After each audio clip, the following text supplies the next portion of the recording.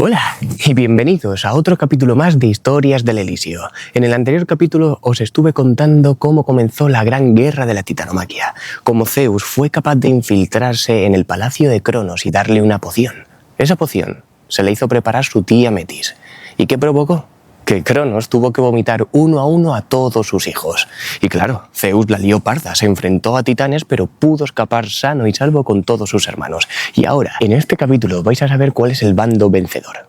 Aunque ya os digo que las guerras se nombran con el bando perdedor. Así que en este capítulo vais a saber lo que pasó dentro de la gran guerra de la titanomaquia. Así que sentaos, quedaos y bienvenidos a otra historia del Elíseo.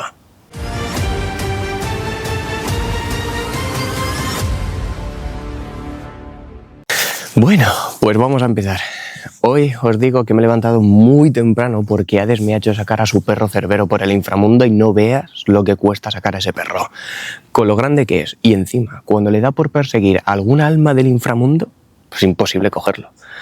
Así que bueno, tened en cuenta de que todavía sigo un poco dormido y lo que es leer me va a costar un poquito. Uy. Y sí, si os preguntáis dónde estoy, básicamente he salido al mundo de los vivos, porque ya estaba cansado de estar un poco allá en el inframundo. Pero vamos, también te digo, no sé si hace más calor en el inframundo o en el mundo de los vivos, porque wow. En fin, el anterior capítulo lo dejamos justamente cuando Zeus se escapó del monte Otris con sus hermanos. Vamos a ver qué es lo que pasa ahora mismo. El monte Otris se había transformado en una ciudadela inexpugnable, donde los titanes vivían atrincherados. Altas empalizadas construidas con madera de los cedros y los abetos que habían poblado los bosques circundantes erizaban sus laderas. Todas las vertientes habían quedado desnudas, de manera que era imposible aproximarse sin ser visto. En los puntos de vigilancia situados a lo largo de las murallas se acumulaban ruinas del palacio del rey, para arrojarlas a distancia o soltarlas pendiente abajo contra cualquier asalto. Estaba claro. Los centinelas recorrían las defensas escudriñando el horizonte, siempre alerta ante el más mínimo movimiento. Claro, porque podría aparecer Zeus y sus hermanos en cualquier momento, sinceramente. Aunque nadie lo expresara en voz alta, era bien sabido que el soberano celestial no estaba en disposición de comandarlos. No, por ese motivo, su hermano Ceo, el dios más juicioso de cuantos quedaban a su lado, le había aconsejado que destacara al frente de sus fuerzas al inmenso Atlas. Sí, el gran comandante de Cronos fue Atlas, por su gran fuerza, a quien todos respetaban por su bizarría. Los espías habían ido trayendo noticias cada vez más alarmantes. La muerte de la carcelera del Tártaro, la liberación de los confinados a la oscuridad, las alianzas, los consejos en lo alto del Olimpo. Sí, básicamente a Cronos le llegó la noticia de que Zeus había interrumpido con Hades en el inframundo, había matado a su carcelera y había sacado a los cíclopes y a los hecatónquiros del inframundo. ¿Vale? Porque obviamente 6 dioses contra no sé cuántos titanes no iban a poder, entonces tenía que buscar aliados. Y los grandes aliados que se buscó, obviamente, son los hecatónquiros y los cíclopes para crear sus armas. La fortaleza en que se había convertido Otris aguardaba en una calma inquieta la llegada del enemigo, porque se le había visto ocupado en preparativos de guerra. Al saber que los olímpicos habían dotado de armas nuevas, cada titán se había fabricado una para sí mismo, pero las suyas eran herramientas groseras, mazas con la cabeza cubierta de púas, recios troncos afilados, grandes hojas de borde cortante que partían rocas por su mero peso. Las cargaban consigo de continuo y hasta dormían con ellas, porque Atlas les aseguraba que, con aquel compás de espera, el enemigo pretendía que se volvieran descuidados. Cronos estaba recostado en su trono de piedra. Sí, el gran soberano dominaba el norte con la mirada. Por el contrario, a los dioses jóvenes les paralizaba el pensar demasiado. Eran débiles, escrupulosos, incapaces de tomar decisiones atroces, de llegar al extremo necesario. Aunque no tenía intención de intervenir en el combate, el soberano de un reino armado no podía tener las manos vacías. Por eso, le habían fabricado una maza con huesos de bestias colosales. Atlas recorría las fortificaciones una y otra vez buscando puntos débiles y avivando el ánimo de los centinelas. A pesar de la confianza del rey, tanto el sabio Ceo como él pensaban que ninguna barrera podía contener para siempre a los olímpicos, y eso estaba claro. Habían salido a buscarlos en campo abierto, sin éxito alguno, pues habían chocado con fuerzas iguales. Si ahora su hueste había aumentado, no tenía sentido arriesgarlo todo en un solo encuentro, ¿no? Estarían más seguros allá arriba, intentando desgastarlos en cada acometida. Ahora bien, se anticipaba una batalla terrible, Al llegar a una garita de vigilancia junto a la cual se acumulaban los escombros, contenidos por un terraplén, el hijo de Jápeto encontró al guardián muy distraído. Era su hermano Menecio, que parecía crispado, incapaz de calmarse, sin atender bien a sus funciones. «Deseo que empiece la lucha y que nuestros hermanos remonten esta ladera», dijo. «Prometeo es un embustero y Epimeteo, un simple que se ha dejado convencer». Bueno, estos dos hermanos se unieron a Zeus en el combate. Epimeteo tuvo una función bastante importante en la historia que os voy a contar mucho más adelante, y Prometeo, ya ni os cuento, gracias a él estoy aquí, sinceramente. Porque dentro de poco os contaré cuál es mi historia y sabréis quién soy realmente. Yo no odio a nuestros hermanos. Han actuado como creían que era conveniente. Reserva tu enfado para quien lo merece, le contestó Atlas. Menecio lo miró con ojos lúgubres que desvelaban el motivo oculto de su angustia. ¿Qué vamos a hacer si al empezar el ataque vemos que por esa ladera remontan nuestros hermanos? El titán esperaba una respuesta salvadora que Atlas no sabía dar. A pesar de entereza, le consumía la misma pena. Claro, hombre, una lucha entre primos y hermanos, pues obviamente no le apetece a todo el mundo. O sea, la gran guerra civil. Me pregunto qué harán ellos si, al asaltar esta muralla, ven que sus hermanos la están protegiendo. Los dos quedaron en silencio.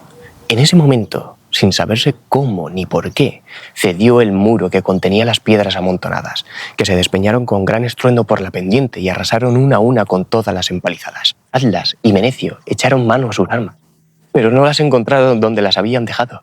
Entonces vieron en la distancia que el siguiente puesto de guardia se repetía el mismo suceso. El fortín se venía abajo como una mala construcción y las piedras se desmoronaban. Por todo el monte los titanes acudieron a sus armas con premura sin que ninguno las hallara. El mismo Cronos vio que la suya tampoco estaba. ¿Qué es lo que estaba pasando? Recordad que en el capítulo anterior os dije que a Hades le dieron un casco invisible. Así que fue Ceo quien aventuró una respuesta. Es uno solo y no lo vemos porque es invisible. El ataque ya ha empezado. Cronos se echó hacia adelante en su sitial al ver que en el norte, muy arriba, destacaban varios objetos que surcaban el azul trazando un hilo blanco como estela. Los primeros ya atravesaban las nubes, aproximándose a toda prisa, seguidos de un verdadero enjambre. Se incrustaron en los campos a los pies de la montaña, alzando cortinas de tierra que luego revelaban un amplio cráter.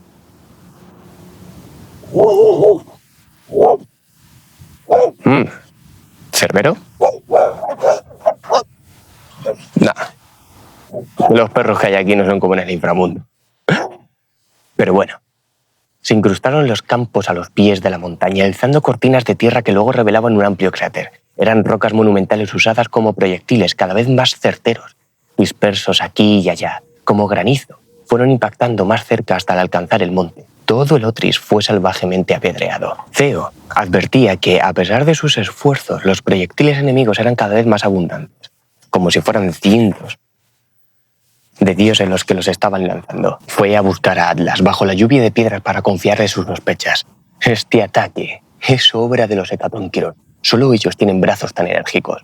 Al escucharlo, Atlas quiso formar una partida, pero su hábil tío le advirtió que bien podía ser aquella una estratagema para hacerlos salir. El comandante resolvió entonces enviar a Crío, el titán que sabía hablar con los animales. En la vertiente oeste del Olimpo, Briario, el hecatónquiro, se aproximó a un barranco. Clavó cerca del borde una cuña de metal del tamaño de un buey y luego descargó encima un duro mazo con todo su peso. Una grieta se abrió a lo largo, provocando que la pared del precipicio se desplomara por completo. Abajo, sobre un mar de piedras derrumbadas, su hermano Giges y Coto bamboleaban sus horondos y excesivos cuerpos al caminar, de modo que, cuando sus decenas de brazos tocaban el suelo al oscilar hacia un lado, recogían rocas y, al volver su masa inmensa hacia el otro lado, aprovechaban el impulso para proyectar las rocas lo más lejos posible. Así andaban los hecatónquiros, atareados, lanzando piedras a manos llenas por uno y otro costado, cuando llegó al páramo en que se encontraban un rebaño de cabras salvajes. ¿Y qué pasó? Clavando sus ojillos asustados en aquellas moles en movimiento, dudaron antes de atravesar por allí, e incluso algunas quisieron volver sobre sus pasos, pero un peligro aún más terrible parecía perseguirlas. A pesar de todo, su instinto les decía que era mejor continuar por aquel camino, así que de ese modo se lanzaron a triscar entre las piernas de Giges y Coto, empujándose unas a otras. De su enormidad no repararon en ellas, sino que siguieron oscilando sus cuerpos y proyectando rocas hacia el sur. No pudieron ignorar, sin embargo, que después de aquellas primeras comenzaron a bajar de los montes más y más cabras espantadas. Algunas de sus muchas cabezas las observaban con curiosidad colándose entre sus piernas, aunque no por ello se detenían, sino que al barrer el suelo en busca de proyectiles sucedió que se llevaron por delante a un buen número de ellas, que se vieron de pronto volando por los aires. Las últimas cabras bajaron despavoridas. Pronto se descubrió el motivo de su espanto. Detrás venía una estampida de temibles uros, animales altos y de lomos robustos, con grandes cabezas coronadas por cuernos curvados hacia arriba, de puntas afiladas y negras. Como eran bestias muy agresivas, al encontrarse con los hecatónquiros arremetieron contra sus piernas y les atravesaron la carne con sus astas para causarles cruentos desgarros. Los monstruos vociferaron su dolor e intentaron alejar a los animales, pero no lo consiguieron con mucho éxito, porque su sangre, que salpicaba por todas partes, los excitaba muchísimo. Viendo lo que sucedía desde lo alto de la cantera, Briario alzó su mazo dispuesto a saltar en auxilio de sus hermanos, pero antes de que lo hiciera, una de sus cabezas oyó un estrépito en el bosque. A su espalda, el gigante se volvió a tiempo de ver que se le echaba encima el titán Crío, que cargó contra su gruesa barriga como un ariete. Como no había llegado a afianzarse, Briario no pudo evitar irse hacia atrás y se precipitó por el barranco con el titán encima, quien descargaba sus puños contra sus muchas cabezas. Sobre aquel campo pedregoso se debatieron duramente los hecatónquiros con sus muchos atacantes. Crío aprovechaba el aturdimiento de Briario para torcer los cuellos de sus cabezas, dejando muchas muertas y colgando. No parecía que el bando olímpico fuera a salir airoso en la refriega, pues encajaban los peores quebrantos. La manada de uros se fue dispersando y dio respiro a los hecatónquiros. En cuanto Briario pudo espabilar, aprisionó al titán con sus 100 brazos y rodó sobre sí mismo para pasarle por encima. Entonces, completando el giro, se alzó sobre el costado y lo lanzó contra la pared de la cantera. Al chocar Crío contra ella, todo el muro se vino abajo, cayéndole encima. Allí quedó el titán, enterrado. La divina Hera salió del bosque cuando vio que la violencia había acabado. Agradecía desde sus adentros a las hembras de Uro que hubieran respondido a su súplica con tanta diligencia. Sí, Hera mandó a las hembras de Uro, que estaban en celo, para que los machos las siguieran y pudieran dejar de en paz a los hecatónquiros. Así que los dioses no eran tontos, utilizaban toda la naturaleza a su favor. Contrariada desde siempre por el ejemplo de su abuela y de su madre, se entendía a la perfección con las esposas obligadas a aguantar a maridos gravosos. Su afectuosa hermana Hestia acudió enseguida para acompañar a los hecatónquiros junto al fuego acogedor que ardía en su cueva, donde la diosa Deméter preparaba ya ungüentos curativos elaborados con las hierbas que tan bien conocía. Desde la cima del Olimpo, Zeus no quitaba ojo a todo cuanto acontecía. Su rostro severo estaba lejos de mostrar satisfacción. Entonces Temis se aproximó para ofrecerle su consejo. «Es el momento de dividir nuestras fuerzas. Así sea», concedió el pretendiente al trono, a pesar de sus prevenciones. No renunciaba a la estrategia que habían diseñado, pero ciertamente temía provocar la reacción desaforada de los titanes porque no se contenían ante nada. Desde que el cielo había vuelto a quedar despejado sobre el Otris, los titanes se afanaban en reconstruir su baluarte. «Solo uno de nosotros es necesario para neutralizar las torpes intentonas del enemigo», se decían unos a otros, sin perder tampoco de vista el horizonte. En ello andaban cuando notaron que el suelo murmuraba, como si una bestia del tamaño de un continente recorriera las profundidades. Mirando en la distancia, vieron que un temblor avanzaba hacia ellos, sacudiendo las arrugas del paisaje con saña hasta abrirle heridas gigantescas. Cuando el terremoto los alcanzó, el monte entero pareció descabalgarse de su asiento sobre el regazo de la madre tierra, resbalando sobre su propio trasero. El trono celestial tallado en la roca se agrietó, mientras Cronos se aferraba a él obstinado. Los titanes se sujetaban, clavando los dedos en el duro suelo, o se agarraban a lo que podían para no resbalar hacia las cimas que se abrían aquí y allá. Madre mía, ¿eh? En el mundo de los mortales hay más ruido que en el inframundo. Yo no sé cómo podréis vivir aquí. Bueno, viendo que Hiperión se encontraba muy cerca, Atlas se puso en pie, corrió hacia él y le tomó del brazo. Entonces lo volteó a su alrededor y lo lanzó en dirección al suelo. Hiperión vio que el suelo se alejaba y enseguida sintió el calor voraz del astro más fiero de todo el cielo. Tirado por 4 caballos con crines de luz, el carro dorado de Helios corría bajo la bóveda celeste con el sol como carga. Sí, básicamente, este que me está pegando aquí. ¿Qué? ¿Te está gustando la historia, Helios? Uf, pues madre mía, me va a dejar ciego al final. El radiante cochero, sí. Estoy hablando sobre ti, Helios. Así que, por favor, dame un poco de tregua, ¿vale? Advirtió que una forma ascendía hacia él y cuando estaba a punto de alcanzarlo se dio cuenta de que se trataba de uno de los de su raza. Alargó la mano y cogiéndolo del brazo hábilmente, logró montarlo en el carro. Resultó que era su padre, Apenas se puso en pie, sin mediar palabra, Hiperión lo apartó de las riendas y fustigó a los caballos guiándolos hacia abajo. «Padre, no seas insensato», dijo Helios implorante. «Quemé una parte del mundo siguiendo tus órdenes y todavía me atormenta la destrucción que causamos». Hiperión no devolvió respuesta alguna, sino que latigueó al tiro para que acelerara el galope. Helios quiso arrebatarle el gobierno del carro, pero su padre lo agarró por el cuello y lo lanzó al vacío. «Tuvo que ser duro luchar contra tu padre, Hiperión». «Que se lo digan a Zeus». Un manto de fuego cayó sobre el mundo, el aire se volvió ardiente y el cielo se bañó de un blanco insoportable. El sol descendía dejando una estela flamígera en su paso. A medida que se aproximaba a la superficie de la tierra, la energía que irradiaba encendía en llamas los bosques y los campos, y toda la vida que los poblaba. Voló por encima del Otris, donde quemó la piel y el cabello de todos los quienes lo vieron pasar.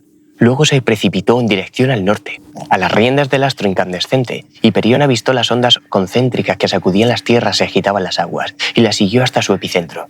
Nacían al sur del Olimpo, frente a la costa. Allí dirigió su carro esperando hallar la potencia cósmica que provocaba aquel cataclismo. Sobre un alto farallón, cortado a pico, a cuyos pies el mar rompía enloquecido como si jaleara a su campeón, Poseidón cimbreaba una brillante lanza de 3 dientes con la que orquestaba los elementos. El titán fue hacia él con ánimo de embestirlo, mientras el mundo entero se incendiaba a su alrededor. Cuando Hiperión estrelló el sol en el mar, el joven dios ya no estaba allí.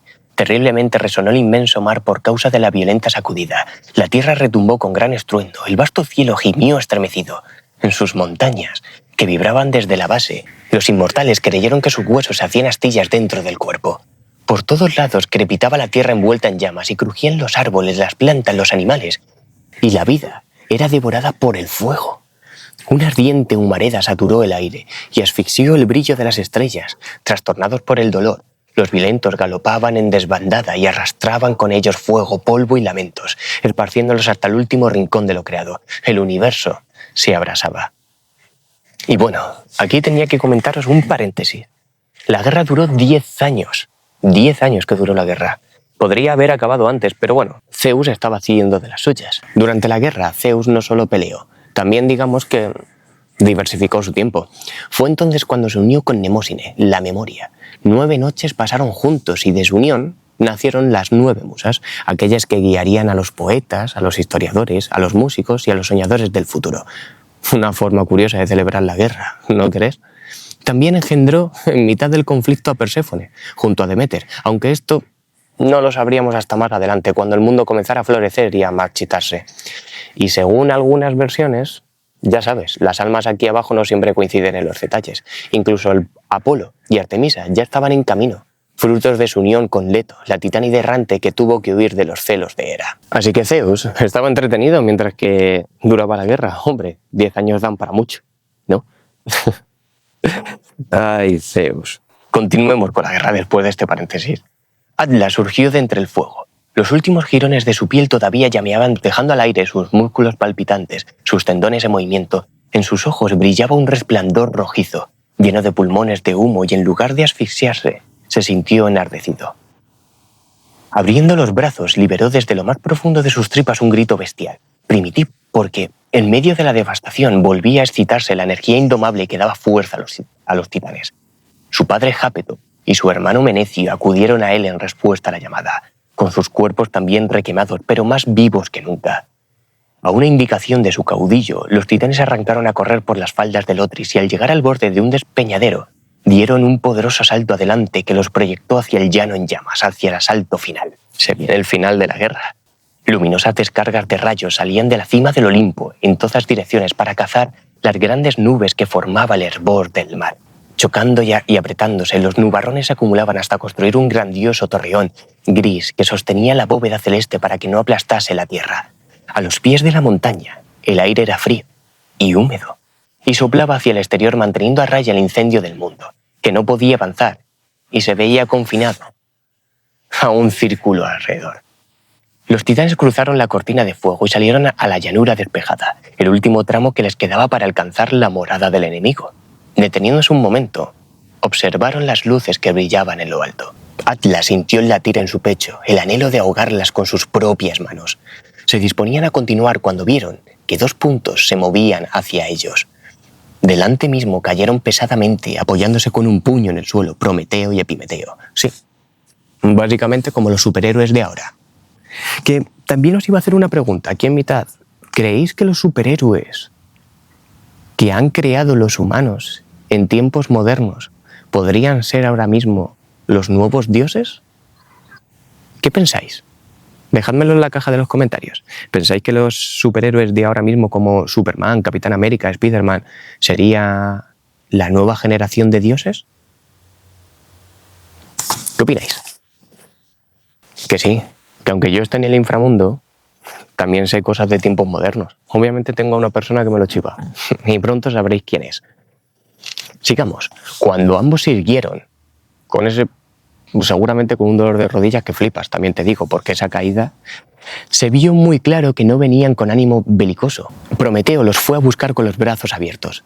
Padre, hermanos, no sigamos peleando, dijo deteniéndose ante Jápeto, que le doblaba la altura. Mirad la devastación que provoca nuestra temeridad. El titán bajó hasta su vástago traidor, sus viejos ojos, que habían visto el derrocamiento de Urano. Este desastre solo tiene un culpable, el hijo insolente que se cree mejor que sus mayores. El tiempo de las Uránidas ha acabado. Es momento de construir un mundo renovado.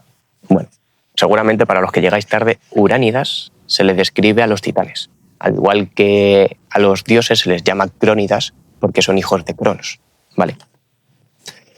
Al oír a su hermano, Menecio sintió que le hervía la sangre y lo tiró al suelo. Luego cogió una piedra maciza y avanzó con paso decidido para rematar la faena. Epimeteo salió a su encuentro, pero su hermano lo apartó con el dorso del puño y lo envió a gran distancia rodando por el llano.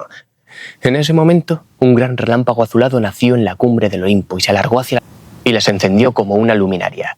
Un trueno feroz partió el cielo. La tormenta estalló con violencia, vertiéndose sobre la montaña un diluvio tan abundante que parecía que el océano se derramaba desde el cielo. El agua fluyó por las vertientes, se escurrió por las cañadas, formó torrentes caudalosos, desbordantes, incontenibles. Los nubarrones se esparcieron por el cielo para llevar el aguacero sobre el incendio. Encogidos bajo la lluvia, con la piel quemada, los titanes tenían el aspecto de bestias deformes y lastimadas. Solo entonces, Jápeto y Atlas temieron que quizás Prometeo tuviera razón, que verdaderamente aquellos nuevos dioses eran demasiado poderosos y que el tiempo de los antiguos había pasado. Menecio también se veía perdido, pero justamente por ello se sentía aún más agraviado, más lleno de rabia.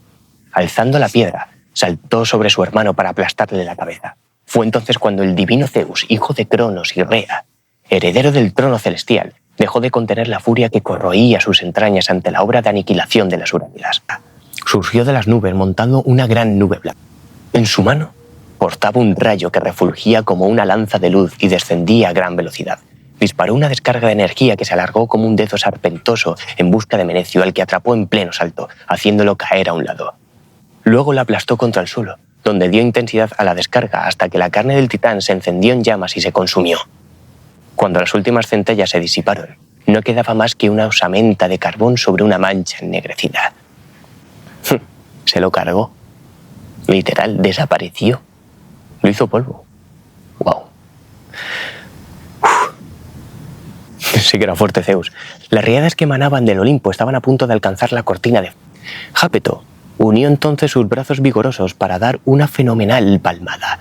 El vendaval que levantó con ella apartó las aguas que tenía al frente e incluso llegó a sacudir al divino Zeus.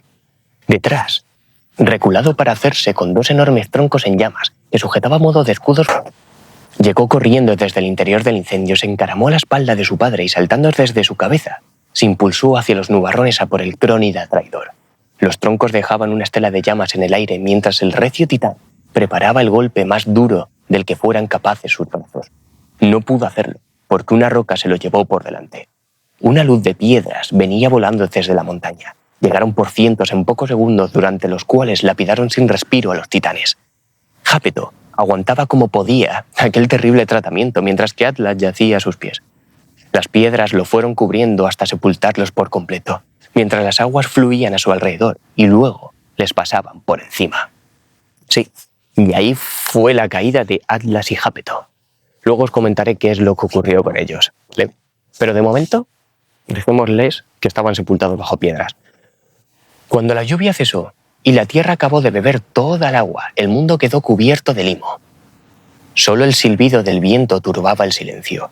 Los inmortales se ocultaban en la seguridad de sus escondrijos para sanar, preguntándose qué sucedería a continuación. Únicamente Zeus, el amontonador de nubes, se atrevía a caminar por la superficie para ver de cerca el desastre mientras su mente diseñaba febrilmente grandes planes. El cielo seguía postrado. Las aguas estaban sucias de cieno. No quedaba vida alguna. Habría que empezar de cero. Se encontraba a los pies de su montaña cuando la brisa le trajo un aviso. Una figura lejana atravesaba la llanura. Avanzaba poco a poco, tranquilamente, pero a medida que se acercaba, se iba distinguiendo con más claridad. Cargaba con una enorme maza hecha de huesos y arrastraba sobre el lodo una mole gigantesca cubierta de cadenas. El joven dios buscó una piedra donde sentarse y, dejando escapar el último suspiro de ansiedad que exhalaría por culpa de aquella guerra, esperó a que llegara su hermano Hades con su padre, el que había sido hasta aquel momento el señor del universo. Y bueno, pues hasta aquí el final de la gran guerra civil de los titanes. En el siguiente episodio os contaré cómo se creó el Olimpo y cómo se repartió el mundo a los dioses. Y dentro de poco vendrá mi gran historia. Dejadme en la caja de comentarios quién pensáis que soy, y por qué estoy en el inframundo y de dónde vengo, y por qué cuento estas historias. Así que nos vemos pronto en un nuevo capítulo de Historias del Elíseo. Suscribiros.